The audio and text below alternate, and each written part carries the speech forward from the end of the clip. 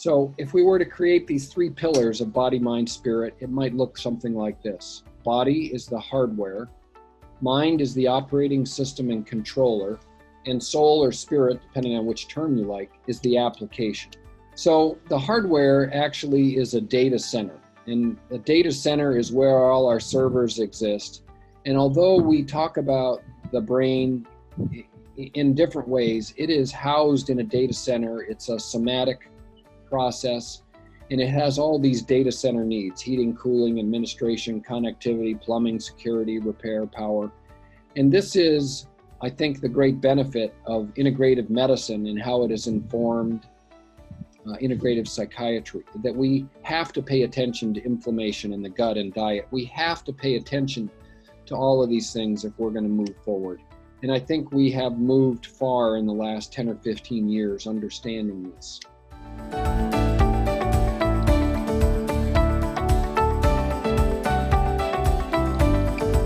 So neurofeedback, just building on that, is something that helps us to train the brain. It takes this quantitative electroencephalographic output, and we do real-time biofeedback with it to alter the patterns. And we have very clear documentation that biofeedback works through operant conditioning, and we now have very good evidence that neurofeedback works.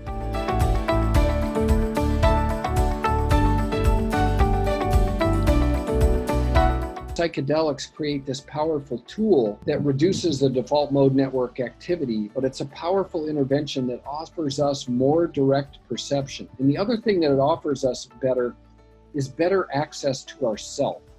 And by self, I mean the large S, as Jung described it.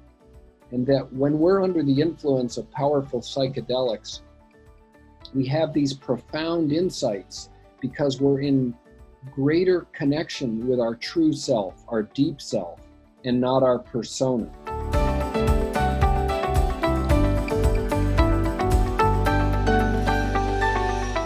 And as we look more broadly to the spiritual and soul level, we have to think about the big application. What's the quality of meaning, value, and purpose? What's the alignment of present self with deeper self? And this is where I think psychedelics can give us a wake-up call.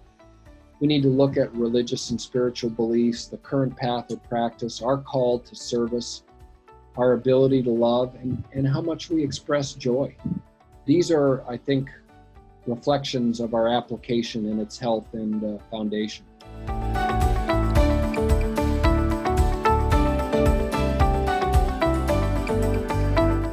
So what Future Mental Health is calling to us for is a greater understanding that these mental health issues drive so much of human distress, and not just mental health distress, but chronic physical illness. And if we want to get people with chronic illness out of their stuck state, we can't just treat their diabetes or their heart disease. We have to go back and treat their trauma. And they're not going to get better, and they're not going to cease to be frequent flyers of the medical system until we can do core level healing. We need to know that diet is such a profound factor in the setup and the persistence of chronic mental illness, and that we need to think about social emotional education as a curriculum in elementary schools, and that early monitoring of attachment neglect is critical, and people can heal, and that fun matters as we move forward.